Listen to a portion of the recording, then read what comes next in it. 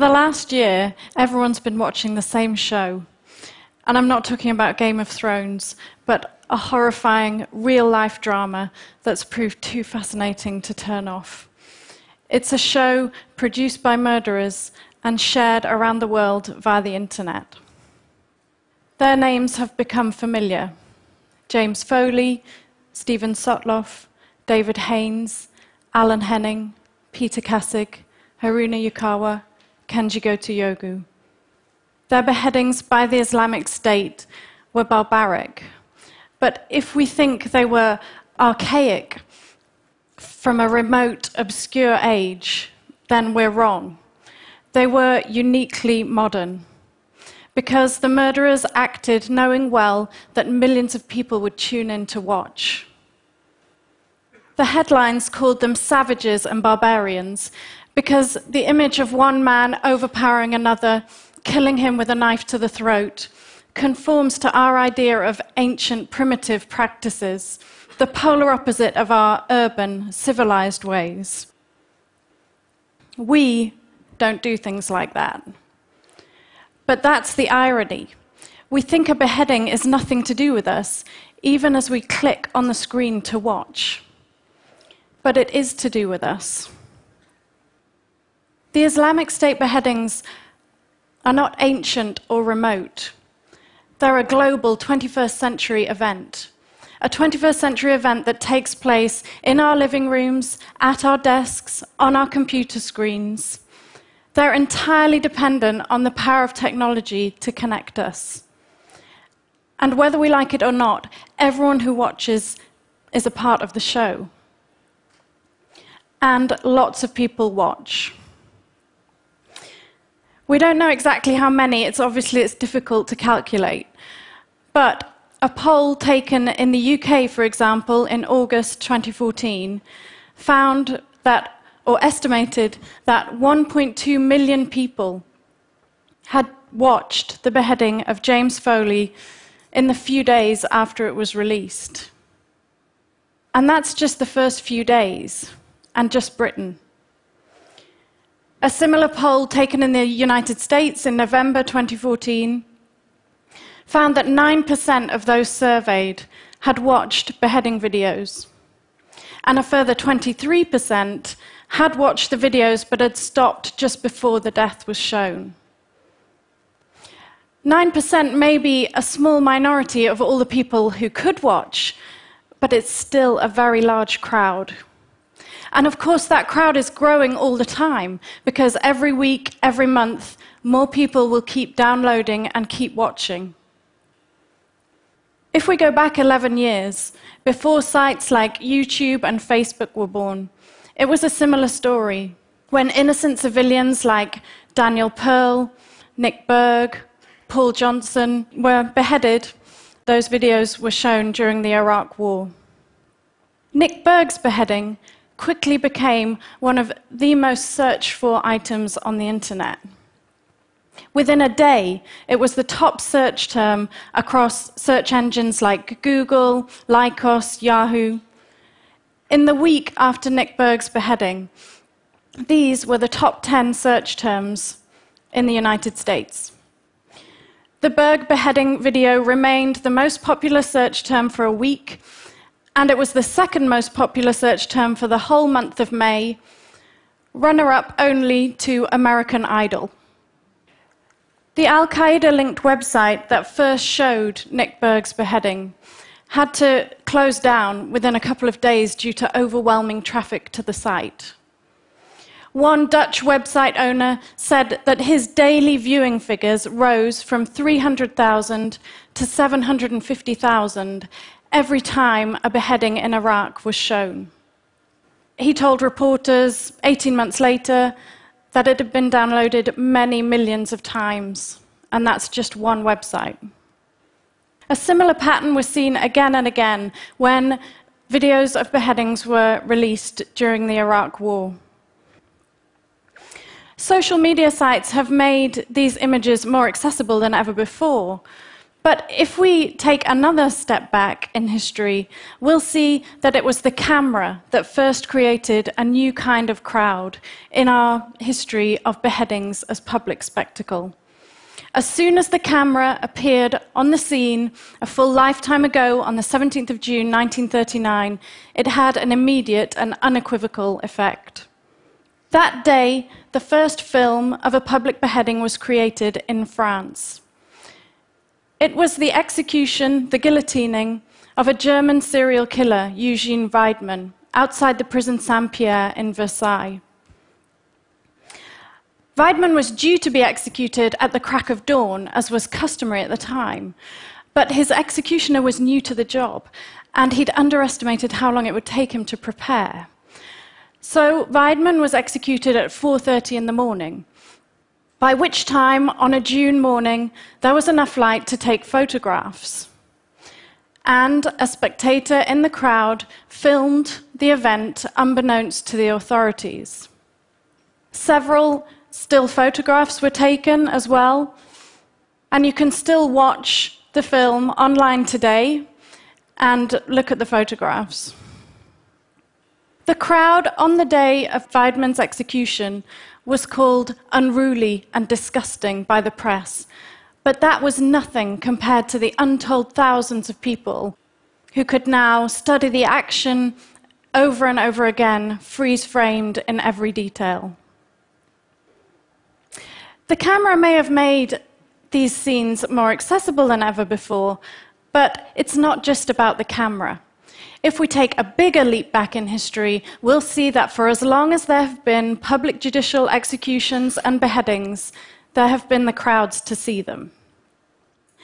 In London, as late as the early 19th century, there might be 4,000 or 5,000 people to see a standard hanging. There could be 40,000 or 50,000 to see a famous criminal killed. And a beheading, which was a rare event in England at the time, attracted even more. In May 1820, 5 men known as the Cato Street conspirators were executed in London for plotting to assassinate members of the British government. They were hung and then decapitated. It was a gruesome scene. Each man's head was hacked off in turn and held up to the crowd. And 100,000 people, that's 10,000 more than can fit into Wembley Stadium, had turned out to watch. The streets were packed. People had rented out windows and rooftops. People had climbed onto carts and wagons in the street. People climbed lampposts. People had been known to have died in the crush on popular execution days.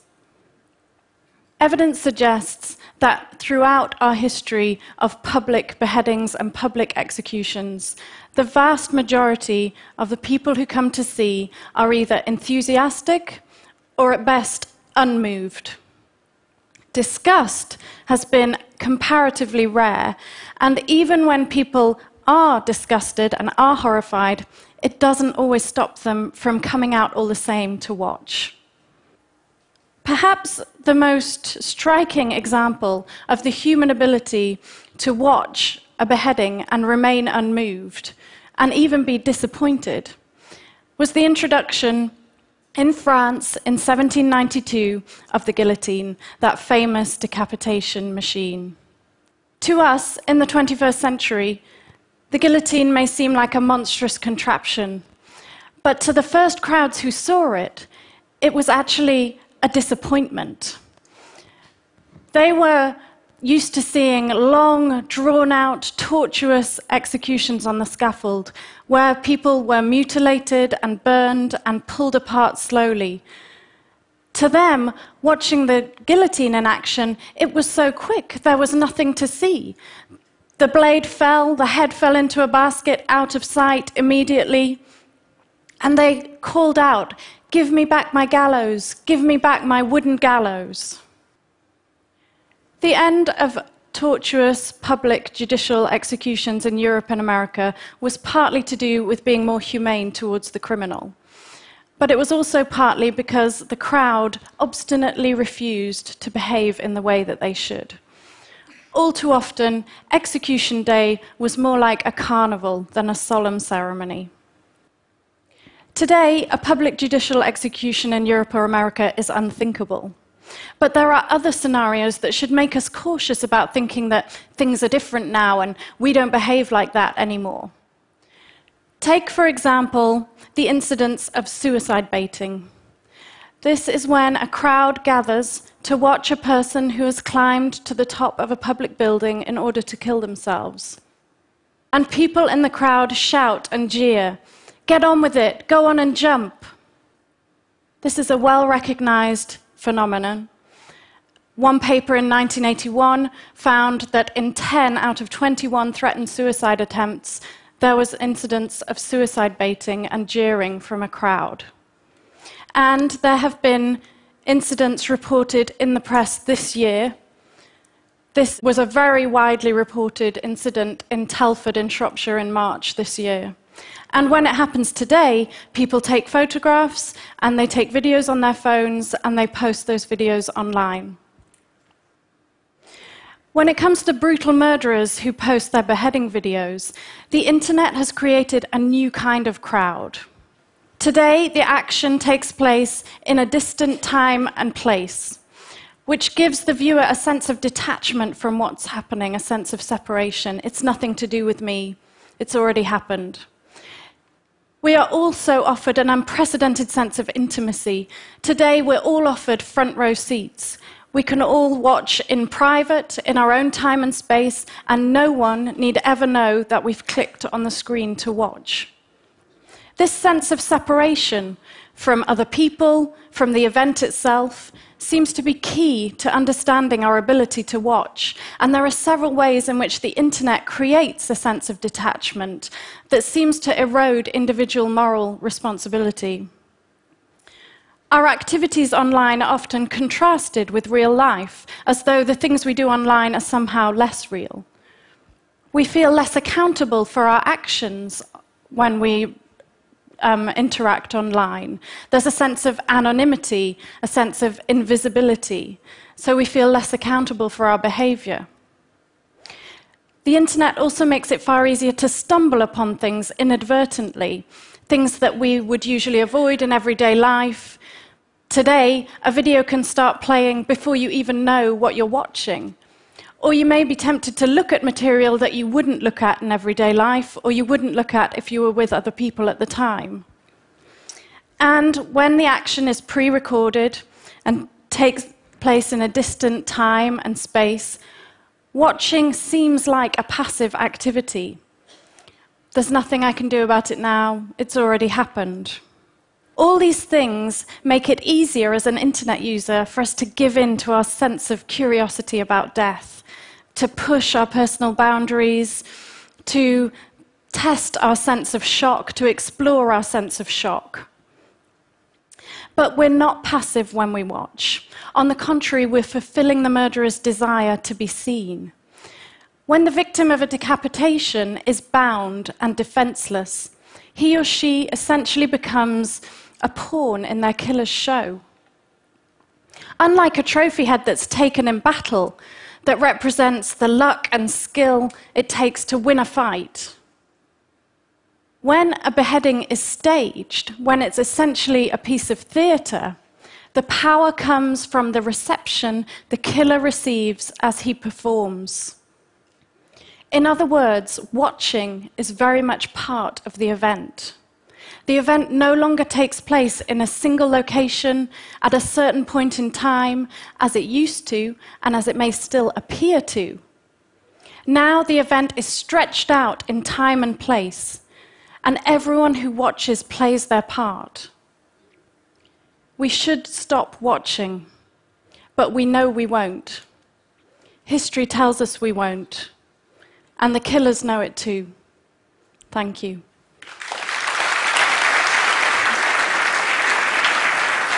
Thank you. Let me get that back. Thank you. you. Let's just move here. While they install for the next performance, I want to ask you the question that probably many people here have, which is, how did you get interested in this topic? I used to work at a museum called the Pitt Rivers Museum in Oxford, which was famous for its display of shrunken heads from South America. People used to say, "Oh, the Shrunken Head Museum, the Shrunken Head Museum." And at the time, I was working on the history of scientific collections of skulls. I was working on the cranial collections. And it just struck me as ironic that here were people coming to see this gory, primitive, savage culture that they were almost fantasizing about and creating, without really understanding what they were seeing. And all the while, these vast, hundreds of thousands of skulls in our museums all across Europe and the States were kind of upholding this Enlightenment pursuit of scientific rationality. So I wanted to kind of twist it round and say, let's look at us. We're looking through the glass case at these shrunken heads. Let's look at our own history and our own cultural, fascination with these things. Frances, thank you for sharing that. Thank you. Thank you very much.